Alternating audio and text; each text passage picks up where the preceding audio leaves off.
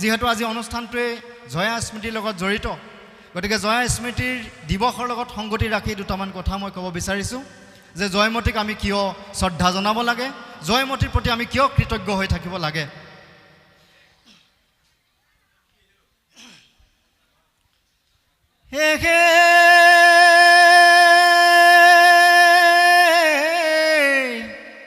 হে মাদুৰী চহৰত ডাঙৰ হৈ আছিলোঁ, লাই থেপেনা বৰগোহাঁইৰ যি গদাই কোঁৱৰে নিলে তুংখুঙলৈ চকলং বিয়াকৈ দি। জয়মতী কুঁৱৰী, যাক আমি জয়া বুলিও কওঁ। জয়মতী কুঁৱৰীৰ আচল নাম আছিলে জয় চেংটে। এই ভাষাৰ এখন পুথি আছে, সেই পুথিখন আমি চাইছোঁ, ৰূপুত বুলি কয়। এই ৰূপুত পুথিত জয়মতীৰ নামটো জয় চেংটে বুলি লিখিছে। হয়তো সেই জয় চেংটেৰ পৰাই জয়মতী বা জয়া এনেধৰণে মুখ বাগৰি হৈছে। এই জয়মতীনো কোন আছিল বা জয়মতীৰ ত্যাগখিনি কি আছিল, জয়মতীৰ আদৰ্শ কি আছিল? জয়মতীয়ে কেৱল নিজৰ স্বামীৰ কাৰণে মৃত্যুবৰণ কৰিছিল। এটা সময়ত বুৰঞ্জীবিলাকেও আমাক ক'লে যে জয়মতী অকল স্বামীৰ কাৰণে মৰিলে, গতিকে সতী। এইটো এটা আমাক অসমীয়া জাতিক, অসমীয়া নাৰীক অপমান কৰা এটা বিৰাট ডাঙৰ কৌশল। জয়মতী সতী নহয়, কেৱল সতী নহয়, জয়মতী এগৰাকী মহীয়সী নাৰী, জয়মতী এগৰাকী বীৰাংগনা নাৰী। কিয় মহীয়সী, কিয় বীৰাংগনা, সেই কথাটোকে মই অলপ কৈ মোৰ কথাখিনি সামৰিম। আপোনালোকে সকলোৱে জানে যে এই মুলুকত, অসম মুলুকত এখন ডাঙৰ যুদ্ধ হৈছিলে 1671 চনত। ইয়াৰ আগতেও হৈছিলে যিখন আলাবৈ ৰণ বুলি কওঁ, য'ত এই অসম মুলুকখন ৰক্ষা কৰিবৰ কাৰণে 10,000 অসমীয়া সেনাই নিজৰ জীৱন আহুতি দিছিলে। সেইসকল মানুহৰ তেজৰ ত্যাগৰ বিনিময়তহে আজি আমি ইয়াত থিয় হৈ আছোঁ। গতিকে 1671 যেতিয়া সেইখিনি আলাবৈ ৰণৰ পিছত লাহে লাহে যুদ্ধৰ পৰিক্ৰমাটো বাঢ়ি গ'ল মোগলৰ লগত, আৰু সেই সময়তে 1671 শেষৰখন যুদ্ধ হৈছে সেই সময়ৰ। আৰু সেইখন যুদ্ধৰ কথা আমি সকলোৱে জানো, আমাৰ ছাত্ৰ ছাত্ৰীসকলে খুব ভালকৈ জানে। সেয়াই হ'ল শৰাইঘাটৰ যুদ্ধ। শৰাইঘাটৰ যুদ্ধত লাচিত বৰফুকন আমি মূল সেনানায়ক আছিল বুলি জানো, কিন্তু আৰু এজন মানুহ আছিল, তেওঁ আছিলে আতন বুঢ়াগোহাঁই। অৰ্থাৎ গুৱাহাটীৰ উত্তৰ পাৰ আৰু দক্ষিণ পাৰে দুজন মানুহে বিশেষ দায়িত্ব লৈছিলে। এজন আছিলে লাচিত বৰফুকন আৰু আনজন আছিলে আতন বুঢ়াগোহাঁই। বেছিভাগ যুদ্ধৰ প্ৰক্ৰিয়াটো উত্তৰ ফালে বেছি হ'ল, গতিকে আমি লাচিত বৰফুকনক উত্তৰ ফালে থকাৰ কাৰণে, তেখেতে বাধা দিয়াৰ কাৰণে তেখেতৰ কথাখিনি আমি প্ৰথমেই পাওঁ। 1671 যেতিয়া শৰাইঘাটৰ যুদ্ধ হ'ল, যুদ্ধত অসমীয়া সেনাই জয়লাভ কৰিলে বহু তেজৰ বিনিময়ত, বহু মানুহৰ মৃত্যু হ'ল। তাৰ পিছত 1672 চনত লাচিত বৰফুকনৰ মৃত্যু হ'ল। লাচিত বৰফুকনৰ মৃত্যুৰ পিছতে তেওঁৰ নিজৰ জ্যেষ্ঠ ভাতৃ অৰ্থাৎ ডাঙৰ ককায়েক, তেওঁৰ নাম আছিলে নিমাতী ফুকন। তেওঁ প্ৰথমে ফুকন বিষয়বাব খাই আছিলে। সেই নিমাতী ফুকনকে পিছত বৰফুকন পাতিলে। আৰু যেতিয়া তেখেতৰ সেই নিমাতী ফুকনৰে আচল নামটো হ'ল এতিয়া আমি সাধাৰণতে শুনি থকা নামটো লালুকহোলা বৰফুকন। সেই লালুকহোলা বৰফুকনক যেতিয়াই লাচিতৰ ঠাইত, লাচিতৰ মৃত্যুৰ পিছত বৰফুকন পাতিলে, ইতিমধ্যেই মোগলৰ আক্ৰমণত গুৱাহাটীখন ভাঙি তছনছ হৈ গৈছিল। গতিকে গুৱাহাটীখন মেৰামতি কৰিবৰ কাৰণে গুৱাহাটীলৈ গুচি গ'ল আতন বুঢ়াগোহাঁই, তাত আছেই। ঠিক তেওঁৰ লগতে লালুকহোলা বৰফুকনেও তেওঁৰ লগত সহযোগ কৰি গুৱাহাটীখন গঢ়িবলৈ লাগি গ'ল। ভঙাবিলাক মেৰামতি কৰিলে, বিভিন্ন গাঁওবিলাক বহুৱালে, এই কামখিনি কৰিলে। আৰু সেই সময়ছোৱাত আমাৰ গড়গাঁৱত উদয়াদিত্য সিংহ আছিলে। উদয়াদিত্য সিংহৰ সেই সময়ছোৱাতে কি হ'ল, এজন বিশেষ ব্যক্তি আছিলে, তেওঁৰ নাম আছিলে দেবেৰা। আমি বৰবুঢ়া বুলি পাওঁ, কিন্তু প্ৰথমে দেবেৰা জাতিপতীয়া হাজৰিকা আছিলে তেওঁ। দেবেৰা হাজৰিকাই তেওঁলোক যে গুৱাহাটীৰ ফালে আছে, সেইকাৰণে ইয়াত তেওঁ অৰাজকতা সৃষ্টি কৰিবৰ কাৰণে এই যে ৰাজ ক্ষমতা, এইখিনিৰ ভাগ ল'বৰ কাৰণে দেবেৰাৰ মনত এটা কুক্ৰেট খেল খেলালে, চক্ৰান্ত খেলালে। আৰু তেওঁ কি কৰিলে, তেওঁ এই যিজন উদয়াদিত্য সিংহ আছে তেওঁ ভায়েকক ক'লে যে তুমিও ৰজা হ'ব লাগে, আকৌ তুমিতো ৰজাৰ ভায়েকহে, তুমিও ৰজা হ'ব লাগে, তুমি কিয় এনেকৈ আছা? তেওঁ ক'লে যে ঠিক আছে ময়ো ৰজা হ'ম, কি কৰিবা? তেতিয়াহ'লে বোলে তোমাৰ ককায়ক আমি হেৰি কৰোঁ, ৰাজকাৰেঙত গৈ আক্ৰমণ কৰোঁ আৰু তোমাক ৰাজপথত বহুৱাম। সেই বুলি কৈ তেওঁ ভায়েকক লৈ, চুকনফা তেওঁৰ নাম, চুকনফাক লৈ কি হ'ল, তেওঁ আক্ৰমণ কৰিলে নিজৰ ককায়েককে। কিন্তু সেই আক্ৰমণত ককায়েকৰ মৃত্যু হ'ল। তেতিয়া চুকনফাই অন্তৰত বৰ দুখ পালে যে মোৰ ককাইদেউক মৃত্যুৰ কথা নাছিল, তেওঁক ক্ষমতাচ্যুত কৰাৰ কথাই আছিল, কিন্তু মৃত্যুদণ্ড দিয়া হ'ল। এইটো সম্পূৰ্ণ দেবেৰাৰ চক্ৰান্ত। সেই দেবেৰাই নিজৰ পদবীৰ লোভত, ক্ষমতাৰ লোভত সেই সময়ত প্ৰায় 300ৰো ওপৰ মানুহ মাৰিলে, বিভিন্ন ৰাজপৈদৰ কোঁৱৰ আৰু তেওঁক যিসকলে তেওঁক মানে বাধা দিলে, প্ৰতিবাদ কৰিলে, সেই সকলো মানুহক মাৰিলে, প্ৰায় 300ৰো ওপৰ। সেইকাৰণে 1671 পৰা 1681লৈকে এই সময়ছোৱাক আহোম বুৰঞ্জীৰ বা অসম বুৰঞ্জীৰ আটাইতকৈ ষড়যন্ত্ৰমূলক অধ্যায় বুলি কোৱা হয়। তাৰ পিছতে আহিলে জয়মতীৰ কাহিনী। সেই যে দেবেৰাই সেইখিনি কৰিলে, লালুকখোলাইও মনত ভাবিলে যে দেবেৰাক সোনকালে আমি ইয়াক বশীভূত কৰিব লাগে।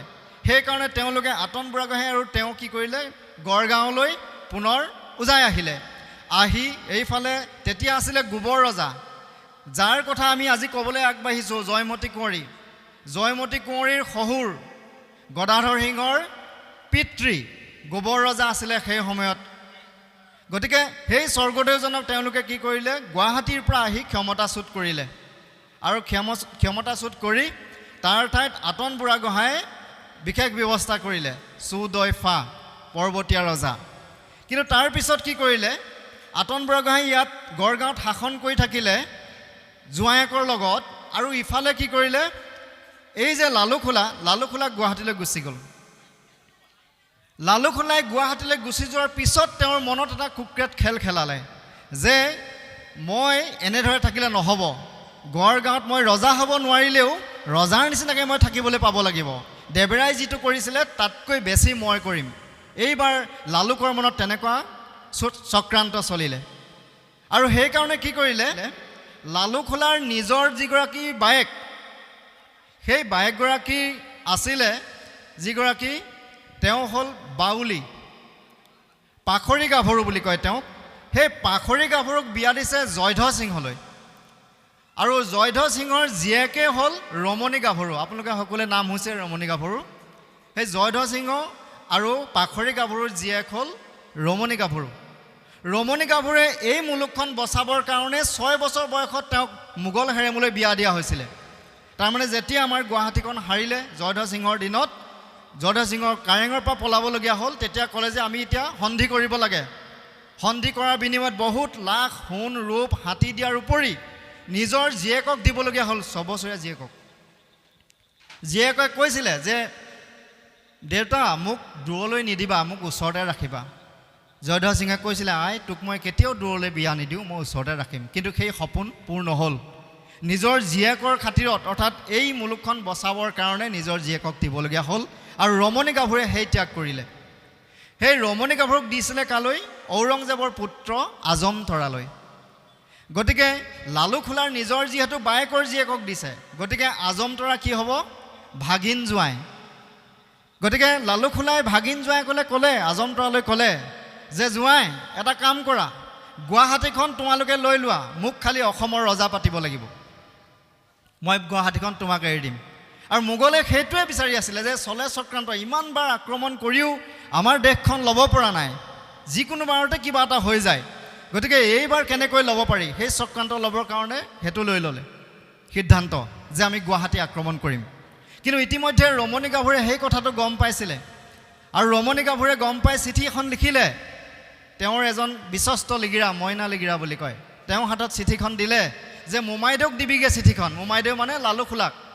ৰমণী গাভৰুৱেও নাজানে যে নিজৰ মোমায়েকে যে গুৱাহাটীখন বিকিবলৈ ওলাইছে। আৰু সেইকাৰণে কি হ'ল, চিঠিখন নি আনি লালুকখোলাক দিলেহি। চিঠিখনত লিখিছে যে মোমাইদেউ তুমি মোগলক কেতিয়াও বিশ্বাস নকৰিবা, ইহঁতৰ কোনো জাত পাত নাই, ইহঁতে কোনো ধৰ্ম, এই ধৰণৰ সকলো সিহঁতৰ যিবিলাক অত্যাচাৰ সকলোবিলাক আমাৰ তাত খটাব, গোটেই দেশখন ছাৰখাৰ কৰি পেলাব। আমাৰ যিমান যি আছে সকলো শেষ কৰি পেলাব, কেতিয়াও ইহঁতক বিশ্বাসত নল'বা। কিন্তু লালু খোলাই সেই চিঠিখন লুকুৱাই দিলে আৰু ইফালৰ পৰা আক্ৰমণ কৰিলে। সময়ত আহি গ'ল আজমতৰা বিশাল সৈন্যবাহিনী লৈ আৰু আহি গুৱাহাটী আক্ৰমণ কৰিলে। আক্ৰমণ নামত সেইটো ভেকু ভাওনা, কোনো বিশেষ আক্ৰমণ নহয়। কাৰণ বিনা যুদ্ধে লালু খোলাই গুৱাহাটীখন এৰি কলিয়াবৰলৈ পিছুৱাই আহিলে আৰু এইফালে গড়গাঁৱলৈ খবৰ দিলে আতন বুঢ়াগোহাঁইলৈ যে আপুনি সোনকালে আহক, ইতিমধ্যে মোগলে গুৱাহাটীখন ল'লে, আমি পিছুৱাই আহি যেনে তেনে এই কলিয়াবৰত আছোঁহি। আতন বুঢ়াগোহাঁই ইমানজন বিশ্বস্ত ব্যক্তি, যিজন মানুহে 3 বাৰ তেওঁক ৰাজপাট যচা হৈছিলে যে এইবাৰ ৰজা নাই, আপুনিয়ে স্বৰ্গদেউ হওক। কিন্তু আতন বুঢ়াগোহাঁই লোৱা নাছিলে। তেওঁ কৈছিলে যে ৰাজপাটত বহাটো ৰজাৰহে ধৰ্ম, মন্ত্ৰীৰ ই ধৰ্ম নহয়। গতিকে মই নবহোঁ, মই মন্ত্ৰীৰ কাম সেইধৰণেই চলাই যাম। গতিকে সেইজন বিশ্বস্ত ব্যক্তিক তেওঁ কি কৰিলে, মাতি লৈ গ'ল আৰু কোনো আগপাছ নাভাবি আতন বুঢ়াগোহাঁই গুচি গ'ল। গুচি যাওঁতে কলিয়াবৰত আতন বুঢ়াগোহাঁই আৰু তেওঁৰ সহচৰীসকলক লালু খোলাই বন্দী কৰিলে।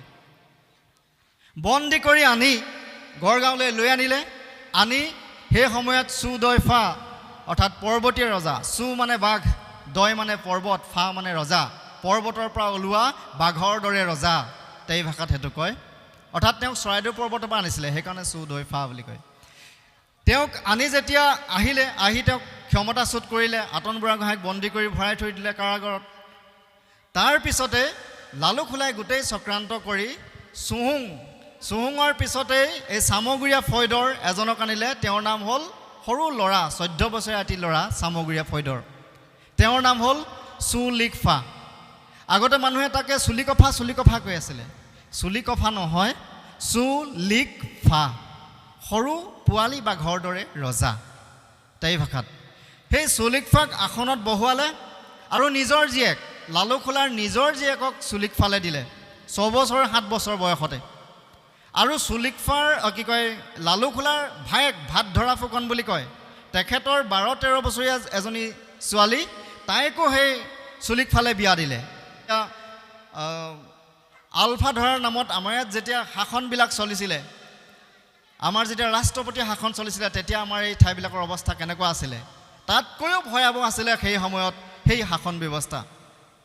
গতিকে যিকোনো উপায়েৰে গদাপানীক ধৰিব লাগে। গদাপানীয়ে সেই অৱস্থাত পলাই ফুৰোঁতেই জয়মতীক যেতিয়া ধৰি লৈ গৈছে, প্ৰথমে বৰচৰাত তেওঁক মাতি নি সুধিছে।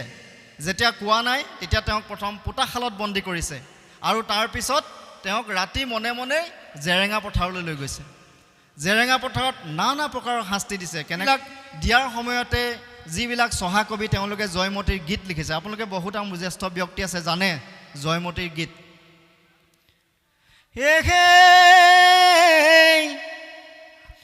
হাবিতে কান্দিলে হৈকলি চৰাই,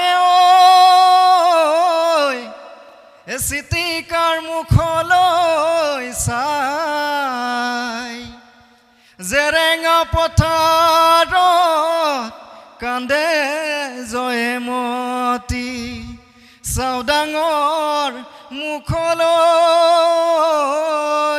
চাই। এয়া আচলতে চহা যিসকল কবি, তেওঁলোকে জয়মতীৰ দুখৰ কথা বৰ্ণনা কৰি সেই গীতবোৰ ৰচনা কৰিছিলে। তাক জয়মতী গীত বুলি এতিয়াও পোৱা যায়। তাতে কৈছে, ঐ ৰুধন বুধন ৰুদাও ৰামধন, জয় ৰাম চেনেহৰ ভাই, চৰা ককাই ভাই, দৰিখন নেপালো, মোৰ মান অভাগীয় নাই। জয়মতীৰ ককাই ভাই আছিলে চৰা। চৰা মানে আপোনালোকে জানে, আমাৰ জ্যেষ্ঠসকলে জানিব, আমাৰ ছাত্ৰ ছাত্ৰীসকলে জানে, মই নাজানো জানে নে নাজানে। চৰা মানে 24টা। জয়মতীৰ মাকৰ নাম আছিলে চন্দ্ৰপ্ৰভা, চন্দ্ৰদাৰু, সাধাৰণ নামটো চন্দ্ৰদাৰু। চন্দ্ৰদাৰুৰ মানে পিছত 11 গৰাকী আছিলে, 11জনী মাহীয়াই। জয়মতীৰ মাহীয়াই আছিলে 11জনী, মাক আছিলে চন্দ্ৰদাৰু আৰু সন্তান আছিলে 24টা মুঠতে, তাৰে জয়মতী ডাঙৰ। 24টা ককাই ভাই, নিজৰ দেউতাক মন্ত্ৰী, নিজৰ শহুৰ এদিন ৰজা আছিলে, স্বৰ্গদেউ আছিলে, নিজৰ স্বামী বৰ্তমান চাৰিং ৰজা, তথাপিও কি হ'ল, তেওঁক বচাব নোৱাৰিলে। ইমানেই সাংঘাতিক কুক্ৰান্ত চক্ৰান্ত চলালে লালুক খোলাই। আৰু শেষত কি হ'ল, লালুক গদাপাণি কোঁৱৰ পলাই থাকোঁতেই জয়মতীক নানা প্ৰকাৰ অত্যাচাৰ কৰি জেৰেঙা পথাৰত তেওঁক জীৱন ত্যাগ কৰিলে। এই দেশ, এই জাতি, এই মাটি, এই ভেটি ৰক্ষাৰ কাৰণে জয়মতীয়ে নিজৰ জীৱন ত্যাগ কৰিলে। জয়মতীয়ে ইচ্ছা কৰা হ'লে গদাপাণিৰ কথা কৈ তেওঁ বাচিব পাৰিলেহেঁতেন, কিন্তু জয়মতী এগৰাকী ৰাজনৈতিকভাৱে শিক্ষিত, কাৰণ নিজৰ ঘৰত সেই অৱস্থা দেখিছে তেওঁ সৰুৰে পৰাই, সেই শিক্ষাৰে শিক্ষিত, আৰু সেইকাৰণে তেওঁ দেশখন বচাবৰ কাৰণে, এই সমাজখন বচাবৰ কাৰণে নিজৰ জীৱনটোক আগবঢ়াই দিলে। নিজৰ সন্তানকেইটাক দেশৰ কাৰণে আগবঢ়াই দিলে, যে তহঁতি যি হবি, মই কিন্তু দেশৰ কাৰণে যাব লাগিব। এই দেশখন যদি সেইবাৰ নবচালেহেঁতেন জয়মতীয়ে, তেতিয়াহ'লে কিন্তু গোটেই মুলুকখন ইতিমধ্যে আজমতৰাই গুৱাহাটীখন ল'লেই, তাৰপিছত আমাৰ গড়গাঁও দখল কৰি গোটেই অসম মুলুকখন তেওঁ ল'লেহেঁতেন, যদি জয়মতীয়ে সেই সময়ত সেই ত্যাগখিনি নকৰিলেহেঁতেন। গতিকে সেইকাৰণে জয়মতীক কেতিয়াও এগৰাকী অকল সতী বুলি ক'ব নোৱাৰে। সতী মানে কোন? যি অকল নিজৰ স্বামীৰ কাৰণে জীৱন ত্যাগ কৰে। সতীদাহ প্ৰথা আপোনালোকে সুধিছে, জানে যে যেতিয়া তেওঁৰ স্বামীজন মৃত্যু হয়, তেতিয়াহ'লে নাৰীগৰাকীক জোৰ জবজ বান্ধি লৈ চিতাৰ ওপৰত তুলি দিয়া হয়, সেয়া হ'ল সতীদাহ প্ৰথা। গতিকে সেইগৰাকী সতী জয়মতী নহয়, সেইগৰাকী সতী নহয়। জয়মতী হ'ল সেইকাৰণে বীৰাংগনা। যদিও যুদ্ধলৈ যোৱা নাছিলে, তেওঁ দেশৰ কাৰণে, সমাজৰ কাৰণে, এই অসমীয়া সমাজখনৰ কাৰণে নিজৰ জীৱন আহুতি দিলে। গতিকে সেইকাৰণে তেওঁ বীৰাংগনা, সেইকাৰণে তেওঁ মহীয়সী নাৰী জয়মতী। আজি এই অনুষ্ঠানটো কিমান শুভক্ষণ, আৰু এই শুভক্ষণতে আমি জুবিন গাৰ্গলৈও শ্ৰদ্ধা জনাইছোঁ। আপোনাভাৱে একত্ৰিত হৈ আজি এই অনুষ্ঠানটো উপভোগ কৰিবলৈ আহিছে, নাটখন চাবলৈ আহিছে। নাটখনত বহু কথা দেখিব আপোনালোকে, পাব, তাৰ পৰা বহু কথা পাব।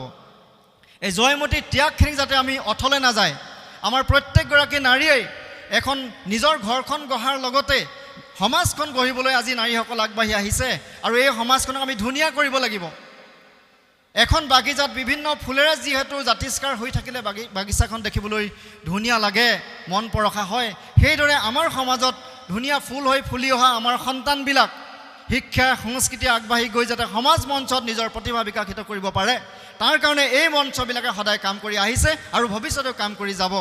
গতিকে আপোনালোকে সদায় এই ক্ষেত্ৰত আগবাঢ়ি আহিব, সমাজখনক ভাল পথৰে নিয়াৰ ক্ষেত্ৰত সদায় আগবাঢ়ি আহিব। জয়মতীৰ সেই ত্যাগৰ ফলত, জয়মতীৰ বিশেষ কথা কেইটামান কৈছোঁ, হয়তো আপোনালোকে সেইকেইটা কথা নাপাবও পাৰে, হয়তো বহুতে পাবও পাৰে, যে ইমানখিনি ত্যাগৰ পিছত কি হ'লনো। তাৰ পিছতে জয়মতীক কি হ'ল, তেওঁৰ হত্যা কৰাৰ পিছত যেতিয়া জয়মতীৰ মৃত্যু হ'ল, তাৰপিছত তেওঁৰ মৃতদেহটো লুকুৱাই দিয়া হ'ল। ক'তো জয়মতীৰ মৃতদেহ বিচাৰি নাপালে। জেৰেঙা পথাৰৰ কোনোবা পিটনিত হয়তো বা ক'ৰবাত জয়মতীৰ মৃতদেহটো লুকুৱাই দিয়া হ'ল। মানুহে চিঞৰি চিঞৰি কান্দিলে, গছৰ পাত বতাহত নলৰা হ'ল, গোটেই কলা ছাঁয়েৰে ঢাকি ধৰিলে অসম ভূমি, কাৰো মাত বোল নাই, কাৰো মুখলৈ পানী এটুপি নাই। আৰু সেই সময়তে ইতিমধ্যে চুলিকফা অৰ্থাৎ ল'ৰাৰজাৰ মাকেও গম পাইছিলে যে এনেকুৱাকৈ হ'লে শেষ হ'ব গোটেইবোৰ, মোৰ ল'ৰাটোকো মাৰিব আৰু গোটেইখন শেষ হ'ব। সেইকাৰণে ৰাজ বিষয়া যিসকল আছিলে বাকী থকা, তেওঁলোকৰ লগত আলোচনা কৰি এদিন নগঞা ভূটাই ডেকাৰ হতুৱাই লালুকখোলাক বধ কৰা হ'ল গোপনে। আৰু লালুকখোলাক বধ কৰাৰ পিছতহে লাহে লাহে পৰিৱেশবোৰ আকৌ ঠাণ্ডা হৈছে। 1679 চনত যেতিয়া চুলিকফাই আসন গ্ৰহণ কৰিছিলে, 1680 চনৰ 13 চতত জয়মতীক মৃত্যুদণ্ড দিয়া হৈছে বা হত্যা কৰা হৈছে নানা প্ৰকাৰৰ শাস্তি দি। আৰু 1681 শাওণ মাহত গদাধৰ সিংহক ৰাজপাটত বহোৱা হৈছে। সেয়াও দীঘল কাহিনী, মই সেইটো বাৰু নকওঁগৈ। আচ্ছা, গদাধৰ সিংহক বহোৱাৰ পিছত বহুতে কয় যে জয়মতীয়ে ইমান ত্যাগ কৰি থৈ গ'ল, কিন্তু গদাধৰ সিংহই যে কি হ'ল, একোৱে নকৰিলে। জয়মতীৰ কাৰণে কি কৰিলে গদাধৰ সিংহই, বহু প্ৰশ্ন উঠে। আৰু সেই সময়তে আমি যদিও অকল জয়মতীৰ কথা ভাবি আছোঁ, জয়মতীৰ সেই সময়ছোৱাত আৰু বহু মানুহে মৃত্যুক আঁকোৱালি ল'লে। তাৰে ভিতৰত এগৰাকী আছিলে সোণামতী। আই সোণামতী মোহনৰ জীয়াৰী ঐ, ভদ্ৰম বাপেৰৰ নাম, এটুপি পানী দি গদাক পলুৱালি সেয়েহে তোৰ নাম লওঁ। সেই সোণামতী বকতাৰ ছোৱালী, পা থাকোঁ বকতাৰ ছোৱালী, তাইক গদাপানীক পানী খোৱাৰ কাৰণেই চাওদাঙে আহি কোৰেৰে ছবিয়াই ছবিয়াই মাৰিলে। আমি যেনেকৈ কোৰ মাৰোঁ, মানুহজনী গাৰ ওপৰত তেনেকৈ কোৰ মাৰিলে। কোৰ মাৰি পেটু নাড়ী ভুৰু উলিয়াই হত্যা কৰিলে, আৰু য'ত হত্যা কৰিলে তাৰ কাষতে পেলাই থৈ গুচি গ'ল, তাতে পেলাই থৈ গুচি গ'ল। পিছত ঘৰৰ মানুহ পৰিয়াল এনেকৈ গৈ তেওঁক মৈদাম দিলে। সেইটোকে কয় সোণামতী টোপ, এতিয়াও আছে। তাৰপিছতে আপুনি আহি আহি আহি আহি এইফালে আঘোণীবাৰী পালেগৈ। গতিকে আপোনালোকে আঘোণী, ৰহদৈ, ভাদৈ এইবিলাকৰ নাম শুনিছে। মই সেইখিনি নকওঁ, পিছত নাটকখনত অলপ অলপ দেখিব। এতিয়া কি হ'ল, তাৰ পিছৰ পৰা কি হ'ল, গদাধৰ সিংহই যেতিয়া আসন গ্ৰহণ কৰিলে, স্বৰ্গদেউ হিচাপে তেওঁ ৰাজদণ্ড ধৰিলে। তাৰপিছত লাহে লাহে সমস্যাবোৰ সমাধান হ'বলৈ ধৰিলে, আৰু শেষত এখন যুদ্ধ পুনৰ হৈছিলে, ইটাখুলি ৰণ বুলি কয়। সেই ৰণখনৰ পিছতে লাহে লাহে অসমৰ সমস্যাবোৰ লাহে লাহে অলপ মানে যি দুৰ্দশা আছিলে সেই পাতলিবলৈ ধৰিলে। মানে মোগলৰ আক্ৰমণবিলাক প্ৰায় নিশেষ হ'বলৈ ধৰিলে। মোগলে নমস্কাৰ দি গুচি গ'ল। আৰু তাৰ পিছত গদাধৰ সিংহই মৃত্যুৰ আগে আগে দুটামান কথা কৈ গ'ল নিজৰ পুত্ৰক। আপোনালোকে জানে ৰুদ্ৰসিংহ, লাই কোঁৱৰ। ৰুদ্ৰসিংহই যেতিয়া চাউফা হয়, ৰজা হয়, তেতিয়া তেওঁক কৈ থৈ গ'ল যে মই তোমাৰ মাতৃৰ কাৰণে কৰিব নোৱাৰিলোঁ, কিয় মই ৰাজদণ্ড ধৰাৰ পিছত সেইখিনি কৰিব নোৱাৰোঁ। নিজৰ মানুহৰ কাৰণে ৰজা হোৱাৰ পিছত কৰিব নোৱাৰে, গতিকে মাতৃৰ কাৰণে তুমি কৰিবা। যি ঠাইত য'ত জয়মতীক শাস্তি দিয়া হৈছিলে, যিখন জেৰেঙা পথাৰত শাস্তি দিয়া হৈছিলে, তাতে এটা পুখুৰী খান্দিলে। সকলোৱে তাৰ নাম জানে, জয়সাগৰ পুখুৰী। আৰু সেই জয়সাগৰ পুখুৰীৰ উত্তৰ পাৰত এটা দৌল সাজিলে, জয়দৌল। আৰু সেই জয়দৌলৰ কাষতেই অলপ ওচৰতে এটা অকণমান আঁতৰলৈ এটা দৌল আছে, বহুতে ফাকুৱা দৌল বুলি কয়। কিন্তু সেই স্থানৰ কোনোবা এটাতে, হয় ফাকুৱা দৌল নহ'লে তাৰ কোনোবা স্থানতেই কি কৰিলে, জয়মতীৰ 4 ফুট 6 ইঞ্চি ওখৰ এটা মূৰ্তি বনালে। মূৰ্তিটো আছিলে প্ৰায় 1 মোন 15 খেৰ সোণৰ পাত, ৰূপৰ পাত, তামৰ পাত লগাই এটা মূৰ্তি বনাইছিলে, আৰু তাত হীৰা মণি মুকুতা দি মুকুট বনাইছিলে। আৰু সেই মূৰ্তিটোৰ তলত মানে কি হ'ল, প্ৰতিষ্ঠা কৰা আছে বুলি কৈছে, মানে সমাধি দিয়া নিচিনাকৈ আছে বুলি কোৱা হৈছে। এখন পুথি আছে, মই কৈছিলোঁ নামটো ৰূপপুট বুলি কয়, তাত সেই কথাটো উল্লেখ কৰিছে। গতিকে আমি ভৱিষ্যত দিনত নৃতত্ব বিভাগক, পুৰাতত্ব বিভাগক আমি এই বিষয়ে কথা পাতিম যে এই বস্তুটো প্ৰকৃতাৰ্থত পুথিত যে লিখিছে, এই স্থানটো প্ৰকৃতাৰ্থত ফাকুৱা দৌলৰ কথাটো হয় নেকি কেনেবাকৈ। যদি হয় তেতিয়া আৰু বহু কথা উদ্ধাৰ হ'ব। গতিকে যি কি নহওক, আহি আহি আমি দেখিলোঁ যে 1900 চনত পদ্মনাথ গোহাঁই বৰুৱাই জয়মতীৰ বিষয়ে গোটেই কাহিনী লৈ নাটকখন বনালে। 1900 চনত পদ্মনাথ গোহাঁই বৰুৱাই। তাৰ পৰা 1914 চনত প্ৰথম এই জয়দৌলৰ সন্মুখত জয়মতীৰ স্মৃতি দিৱস পাতিলে। 1915 চনত লক্ষ্মীনাথ বেজবৰুৱাই এখন জয়মতী লিখিলে, আৰু 1935 চনত ৰূপকোঁৱৰ জ্যোতিপ্ৰসাদ আগৰৱালাই জয়মতী বোলছবি নিৰ্মাণ কৰিলে, প্ৰথম অসমীয়া কথাছবি। গতিকে ইমানখিনি ত্যাগৰ বিনিময়ত জয়মতীক আমি আজি জ্যোতিপ্ৰসাদে যি ধৰণে কৰিলে, তাৰপিছতে সৰ্বত্ৰতে জয়মতীৰ কথা হ'ল, আৰু লাহে লাহে মানুহে ইফালে সিফালে জয়মতীৰ গুণগান গাবলৈ ধৰিলে, আৰু জয়মতীৰ ত্যাগৰ কাহিনী চাৰিওফালে মানুহে মুখৰিত হৈ পৰিল। এতিয়া আজিও আমি জয়মতীৰ ত্যাগ, জয়মতীৰ প্ৰেৰণা, জয়মতীৰ আশীৰ্বাদ লৈ আজি আমি ইয়াত থিয় হৈ আছোঁ। আমি সকলোৱে একত্ৰিত হৈছোঁ ভাষা, কৃষ্টি, সংস্কৃতিক ৰক্ষণাবেক্ষণ, উদ্ধাৰ তথা সমাজ মঞ্চটিক প্ৰতিষ্ঠা কৰিবৰ কাৰণে আমি সকলোৱে একত্ৰিত হৈছোঁ। গতিকে আপোনালোকৰ এই ত্যাগ, এই কষ্ট আমি সদায় আগবঢ়াই লৈ যাব লাগিব, কেতিয়াও অথলে যাবলৈ দিব নালাগিব। মই সামৰিব বিচাৰিছোঁ, আচলতে ক'বলগীয়া কথা বহুত দীঘলীয়া থাকে। ইমান দীঘল কথা কৈ থাকিলে নাটকখন চাবলৈ যিহেতু আপোনালোকে আহিছে, গতিকে নাটক চোৱাই নহ'ব। সেইকাৰণে মই কথাখিনি একেবাৰে সামৰিব বিচাৰিছোঁ, আৰু মই আশা ৰাখিছোঁ যে আপোনালোকে আমাৰ ছাত্ৰ ছাত্ৰীসকলে, বিশেষকৈ মই ছাত্ৰ ছাত্ৰীসকলক কৈছোঁ, আমাৰ যুৱ বন্ধুসকলক কৈছোঁ যে জয়মতী বুলিয়ে নহয়, অসমৰ প্ৰত্যেকগৰাকী বীৰ বীৰাংগনাৰ প্ৰতি শ্ৰদ্ধা জনাবলৈ আগবাঢ়ি আহক, তেওঁলোকৰ জীৱনৰ কথা ভাবক, আৰু এতিয়া মই চৰকাৰক এটা কথা ধন্যবাদ জনাম, ইতিমধ্যে আমাৰ স্কুলবিলাকলৈ এটা অৰ্ডাৰ আহিছে যে বুৰঞ্জী আৰু ভূগোল এই বিষয় দুটা পুনৰ আহিব স্কুলবিলাকলৈ। এইটো এটা ভাল খবৰ। গতিকে সেই কথাবোৰ থাকিলে অসমৰ কথা যদি আমি নপঢ়োঁ তেতিয়াহ'লে কিন্তু আমি নিজকে অসমীয়া কৈ থাকিলেও আমাৰ যিটো পূৰ্বপুৰুষে ত্যাগ কৰি থৈ গ'ল, যাৰ কাৰণে আজি এই মুলুকত আমি ইমান আনন্দেৰে আমি নিজকে আগবঢ়াই নিবলৈ সক্ষম হৈছোঁ, সেইখিনি কিন্তু কেতিয়াও নহ'লহেঁতেন। সেই তেওঁলোকৰ ত্যাগ, তেওঁলোকৰ জীৱনজোৰা সাধনা আৰু তেওঁলোকৰ দেহৰ তেজেৰে ৰাঙলি কৰি যোৱা সেই অসমখন আজি আমি ফুলৰ দৰে জাতিষ্কাৰ কৰি তুলিব লাগিব। গতিকে আহক আমি সকলোৱে আগবাঢ়ি যাওঁ। আমাৰ যুৱ বন্ধুসকল, আমাৰ জ্যেষ্ঠসকলে আমাক আশীৰ্বাদ প্ৰদান কৰিব। তেওঁলোকৰ আশীৰ্বাদ লৈ আমি যুৱ বন্ধুসকলক আগবঢ়াই লৈ নতুন প্ৰজন্মক আমি আগবঢ়াই নিম আৰু যি বাটেৰে গ'লে সংস্কৃতিৰ বাটেৰে যাম আৰু সেই বাটেৰে গৈ বিশ্ব দৰবাৰত আমাৰ কৃষ্টি পৰম্পৰাক উজ্বলাই তুলিম।